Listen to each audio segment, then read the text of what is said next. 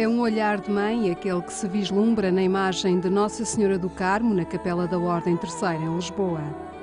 Com o menino Jesus nos braços e de escapulário na mão, a Senhora do Monte Carmelo olha por todos os seus filhos no dia em que estes celebram a sua festa litúrgica.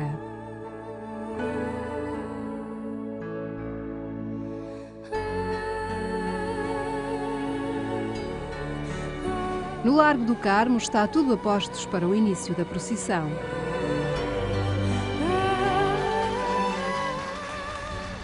Ouvem-se palmas e as honras militares marcam a saída do andor da Senhora do Carmo, do quartel militar que outrora foi convento carmelita, mandado construir pelo santo condestável Nuno Álvares Pereira.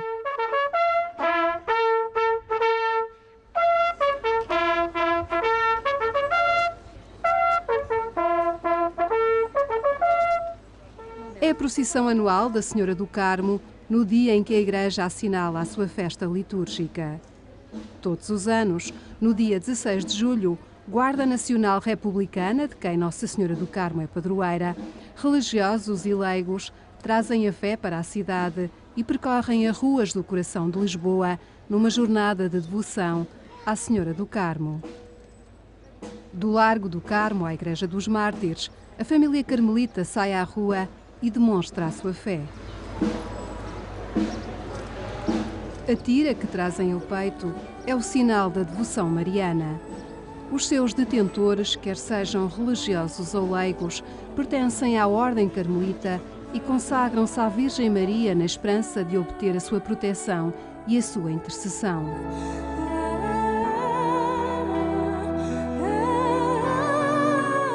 A vasta família carmelita compreende, além dos religiosos, padres e irmãos, também as monjas de clausura, as irmãs de vida ativa, terceiros, confrarias e outros leigos, integrados em associações ou movimentos que se inspiram na espiritualidade carmelita.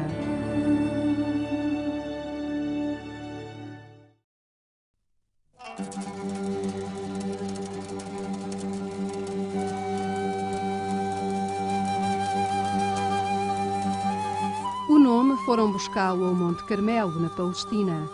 Aí, no século XII, viveram os primeiros ermitas, junto da fonte de Elias, o profeta. Estes homens, muitos deles peregrinos da Terra Santa, buscavam uma vida de maior proximidade com Deus. Tinham um estilo de vida simples, silencioso e fraterno, e sob a inspiração de Elias, terão construído uma pequena capela perto da Gruta do Profeta. Dedicaram essa capela à Virgem Maria do Monte Carmelo. No início do século XIII, Alberto, patriarca de Jerusalém, dá-lhes uma forma de viver concreta, ou seja, uma regra escrita.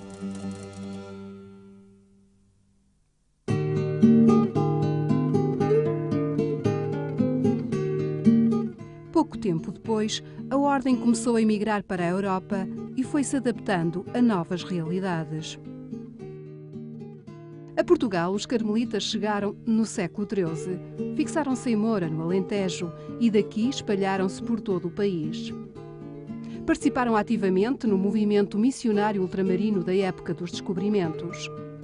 Em 1834, o decreto de expulsão das ordens religiosas pôs fim ao seu crescimento.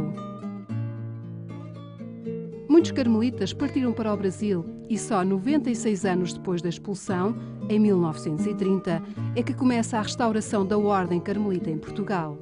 Atualmente, os carmelitas estão presentes em Lisboa, Loures, Fátima, Beja, Felgueiras e Sameiro, em Braga.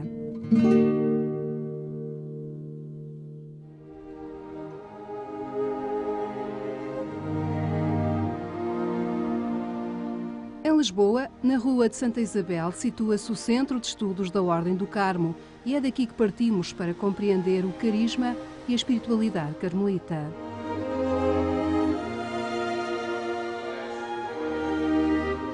O centro da vida carmelita é viver em obséquio de Jesus Cristo, seguindo-o em pobreza, obediência e castidade. A regra de vida é um guia nesse caminho. Inspirada nos Evangelhos e nas cartas de São Paulo, a regra tem no seu centro a Eucaristia, a oração pessoal e a meditação da Palavra de Deus. Nos seus breves 24 números, apresenta os valores do silêncio, do trabalho, da ascese, da conversão, da fraternidade, da partilha de vida, da justiça e do profetismo como um caminho de santidade. A Virgem Maria e o profeta Elias são os modelos inspiradores do carisma da Ordem do Carmo. O profeta Elias, uma das grandes figuras do Antigo Testamento, é uma inspiração para todos os carmelitas. Encontrou Deus no silêncio, denunciou injustiças e demonstrou o vazio da idolatria. É o profeta que vive na presença de Deus, guiado pela sua palavra. E todos os carmelitas veem na Virgem Maria uma mãe e uma irmã que acompanha o caminho da vida e serve de exemplo no seguimento de Jesus. O carisma carmelita é assim marcado por 3 grandes características.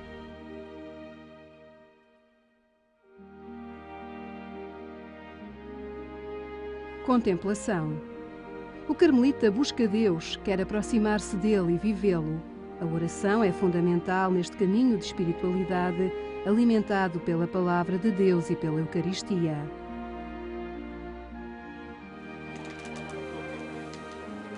A fraternidade.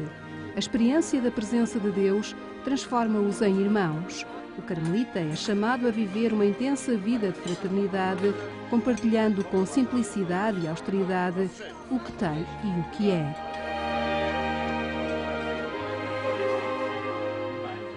O serviço. O lugar do carmelita é estar no meio do povo, especialmente dos pobres e excluídos, caminhando com ele em vista da libertação integral.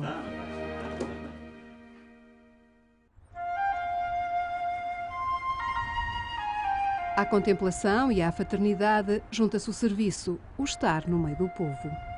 O estar no meio do povo pode ser nos arredores de uma grande cidade como Lisboa. Em Loures, o Vicariato de Santo António dos Cavaleiros e a Paróquia de São Julião de Frielas estão desde os anos 70 entregues aos padres carmelitas. Uma comunidade que foi crescendo na fé à medida que foi crescendo no número de habitantes. Vi crescer isto tudo e é muito interessante porque em Angola havia uma revista, quando Santo António dos Cavaleiros começou a existir, havia uma revista que fazia reclama Santo António dos Cavaleiros. Longe de mim, alguma vez eu vir aqui parar. E de facto, quando estive no Porto, 4 anos, depois vim para aqui e aqui estou há quase 40 anos. De facto, um cobrador de impostos, de facto, ao serviço dos romanos, o poder que dominava na altura toda aquela região. A comunidade veio para aqui no início dos anos 70, desculpe, e sobretudo foi sempre a preocupação das pessoas. Começou por celebrar até quando a nossa residência, foi aí que começou, por exemplo, assim, a pastorar a nossa presença, passou por outros locais onde este bairro também começou a crescer e foi aí também sempre esta presença, na altura pertencente à Paróquia de Loures, e foi aí também que os carmelitas vieram a convite também na altura do parque, vieram do Patriarca de Lisboa, começaram aqui a desenvolver o seu trabalho pastoral muito com as pessoas, uma comunidade ainda incipiente, pertencendo à paróquia, era um bairro local não pertencente à paróquia, e começaram também a estar presentes na vida das pessoas, foi essa a grande preocupação. Primeiro no aspecto celebrativo, da Eucaristia, dos sacramentos, e posteriormente também todo o trabalho foi feito e desenvolvido também à medida que a comunidade foi crescendo. Vítor, o que tu escreveste, porquê é que tu escreveste isso? O que é que tu sentes para escrever isso que tu escreveste? Ao longo de 40 anos, por aqui foram-se dinamizando as várias vertentes da pastoral e hoje a Paróquia de Santo António dos Cavaleiros é uma igreja viva. Neste momento 600 e tal crianças na catequese, depois os jovens, desde a pastoral familiar, portanto não temos muitos casais também da preparação dos noivos, não só para aqui, mas, por exemplo, para as outras paróquias aqui à volta, preparação para o batismo, grupos de formação. Um dos aspectos importantíssimos nos últimos anos que temos fomentado, que é a chamada Lécio Divino, onde temos pelo menos 2 grupos que se reúnem semanalmente para refletir sobre a Palavra de Deus, acompanhado pelos nossos frades também, tanto aqui como na paróquia de Frielas, e aqui também temos essa preocupação, além da formação, ao longo ao ritmo, também dos temas, daquilo também que nos é proposto pela Diocese de Lisboa, pela Igreja Universal.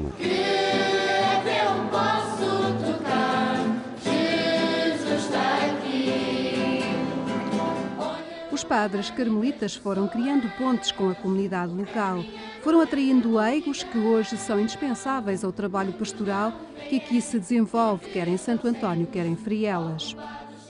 foi muito importante que aqui estivesse a comunidade carmelita, que com a sua dinâmica da ordem carmelita ajudou muito esta comunidade cristã a crescer, porque inicialmente não existia nada e foi de facto a comunidade cristã, a igreja e todos os que participavam na igreja que fizeram com que houvesse uma unidade muito grande a nível da freguesia de Santo António dos Cavaleiros. Um era fariseu e o outro era publicano. O fariseu também orava assim. Numa comunidade marcada pela espiritualidade carmelita, não poderia faltar a confraria de Nossa Senhora do Carmo. A confraria é, para assim, o grupo mais humilde, é o último da Ordem do Carmo, mas, enfim, baseia-se principalmente e fundamentalmente nos mesmos princípios, que são a oração, a fraternidade, uma confraria é uma fraternidade, e o serviço aos outros. Mas, paralelamente ao trabalho pastoral, a comunidade carmelita de Santo António dos Cavaleiros foi construindo um importante trabalho social. Primeiro realizado a partir das instalações da igreja, depois com instalações próprias. O Centro Social e Cultural tem sido um porto de abrigo para uma comunidade multicultural e carenciada que por aqui foi criando raízes. Nós apoiamos, muita gente veio das suas... transitaram nessa zona de limites de Lisboa nos primeiros tempos, finais dos anos 60, 70, mas muita gente que veio de fora, em primeiro lugar também das suas terras, migrantes internos, mas depois também toda a população, temos muitos africanos, portanto tivemos sobretudo de Angola, mas também de outros países, mas aí sobretudo que vieram pós 25 de Abril e sobretudo depois da descolonização, muita gente que veio para aqui, portanto temos o Gailenberg que cresceu também, e essa gente perfeitamente integrada, portanto eu acho que a grande vantagem também da comunidade é que sempre integramos todas as pessoas, sem exceção, e acho que as pessoas sentem-se aqui integradas e ao mesmo tempo também apoiadas. Circular pelos vários andares deste edifício é entrar em contacto com o vasto trabalho social que a Igreja Católica há longos séculos presta à sociedade, neste caso concreto, através dos padres carmelitas. Esta é uma casa de todos. É a casa dos jovens nas suas valências de creche, jardim de infância e ocupação dos tempos livres.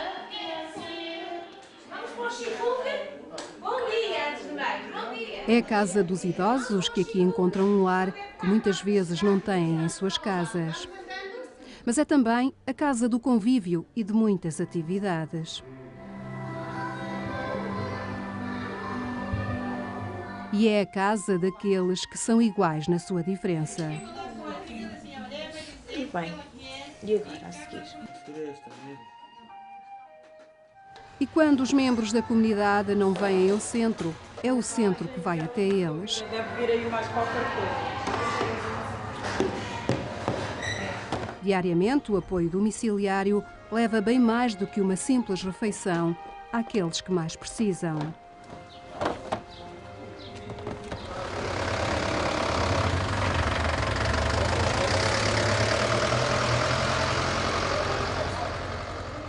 E há ainda aqueles que por aqui passam para levar alimentos, roupas e ânimo para a alma.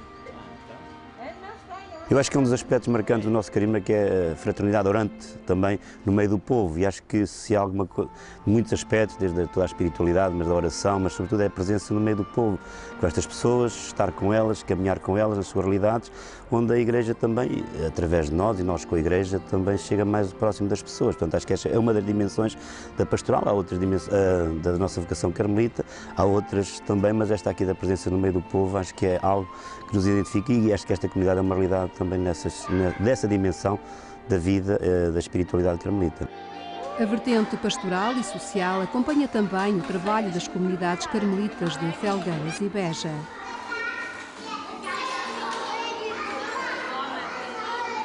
Mas a diaconia da espiritualidade, traduzida na orientação de retiros, o acompanhamento espiritual, a administração do sacramento da reconciliação, o estudo e reflexão sobre a Palavra de Deus na Lectio Divina, bem como a pregação, são serviços prestados em várias comunidades da Ordem Carmelita.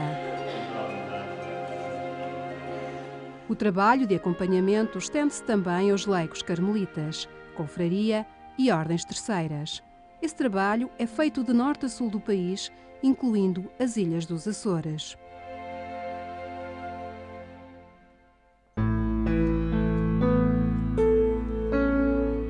Há também uma especial atenção ao acolhimento e acompanhamento de peregrinos e grupos eclesiais, bem patente, por exemplo, na comunidade de Fátima. A Casa São Nuno é muito mais do que um hotel. Começou por ser uma casa internacional do laicado carmelita, para acolher os peregrinos, foi crescendo, foi profissionalizando, também dadas as regras necessárias e as leis necessárias, não é? O Código de Trabalho e por aí fora, e a necessidade de ter um melhor serviço, também para as pessoas se sentirem bem, e hoje tem esta estrutura grande, hoteleira, não é? Com categoria de hotel, porque a lei assim não exige, e continuamos a acolher muitos peregrinos. Muitos vêm, estão cá, rezam, nós também trabalhamos com muitos, acolhemos outros grupos, nas pessoas quase individuais, casais, que querem só fazer um fim de semana de reflexão, também acolhemos. E temos o nosso serviço diário de acolhimento às pessoas, também confissões e por aí fora. Os membros da comunidade carmelita têm aqui a seu cargo um espaço que é ao mesmo tempo um local de acolhimento, mas também um centro de espiritualidade. Os peregrinos que aqui ficarem instalados têm ao seu dispor uma capela dentro do próprio hotel. Sempre ao serviço das exigências de cada igreja local, a Ordem do Carmo presta também acompanhamento nas capelanias hospitalares.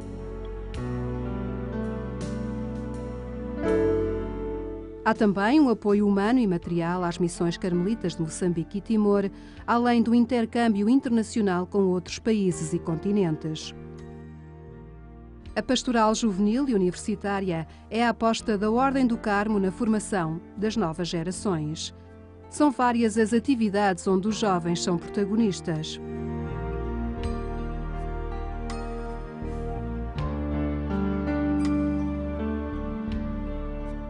Há também uma residência universitária na comunidade de Lisboa, onde os jovens, além da sua vida de estudo, são convidados a momentos de reflexão e oração.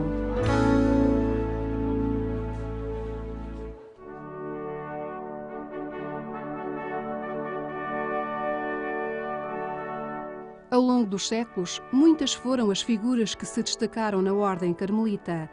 Muitos deles ganharam a honra dos altares e são vistos como exemplos de vida cristã.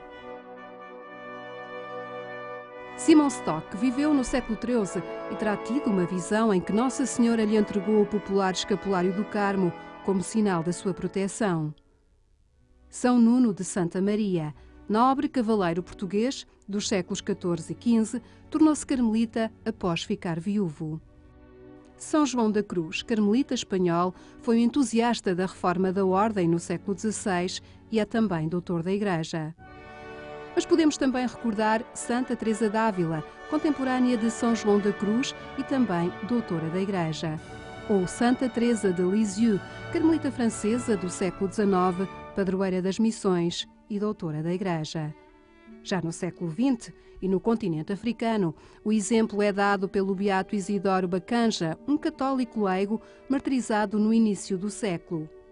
Poucos anos depois, encontramos Santa Teresa Benedita da Cruz, Edith Stein, intelectual ilustre e monja carmelita, que foi assassinada às mãos do regime nazi, tal como o beato Tito Brasma, carmelita holandês, que defendeu os valores da liberdade religiosa e de expressão diante do regime nazi.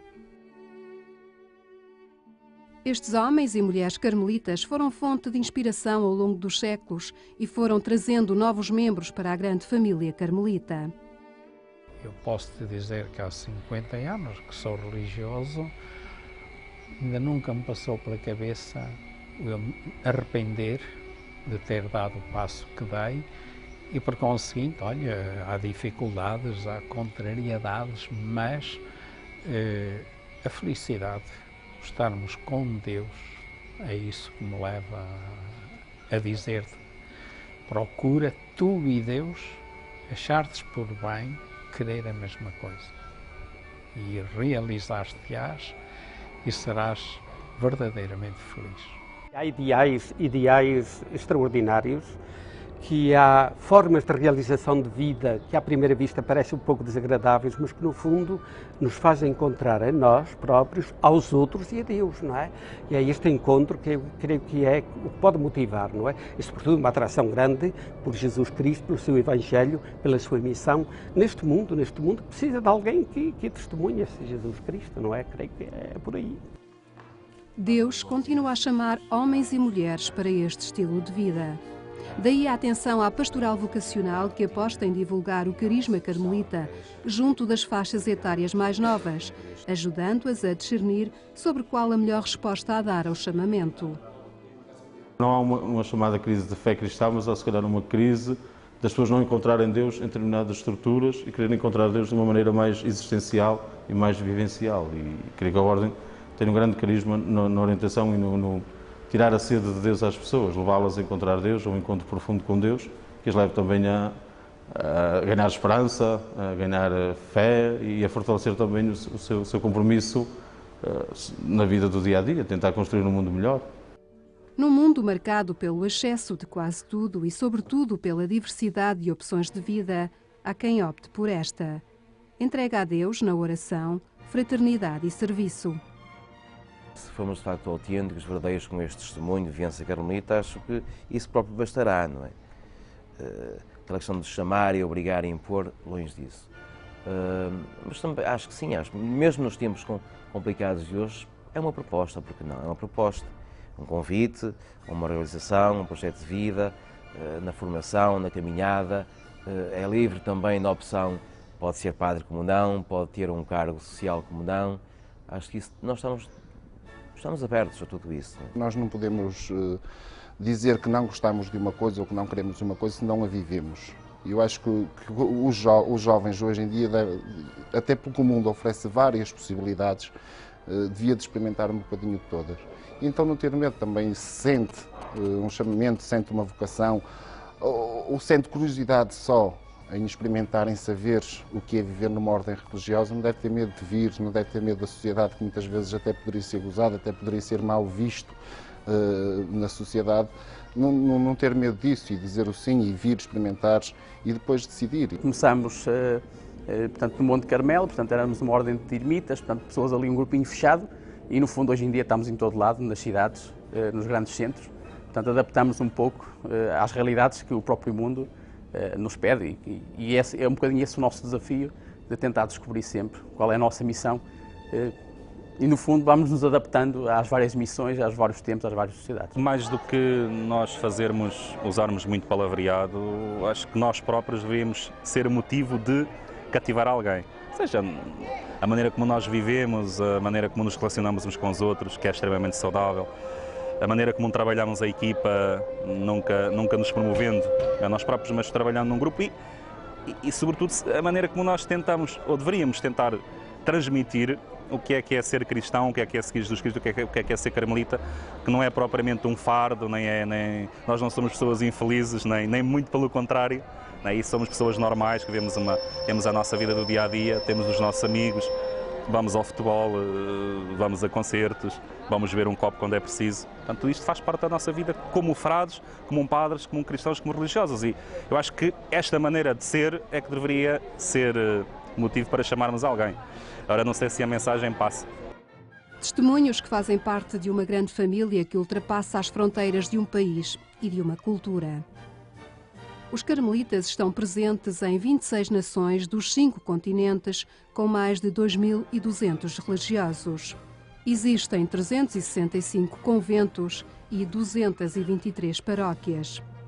O ramo feminino é formado por 290 monjas de clausura em 60 mosteiros e por cerca de 2.600 religiosas pertencentes a 12 institutos de vida ativa, com 334 casas. Quanto aos terceiros e leigos que seguem a espiritualidade carmelita, os números são mais incertos, mas poderá falar-se em 3 milhões de homens e mulheres que pautam a sua vida pelo carisma carmelita. Para conhecer melhor os carmelitas, pode navegar pela página da internet www.ordendocarmo.pt ou pedir para os contactos da página web os livros A História da Ordem do Carmo em Portugal e O Carmelo, um projeto de vida.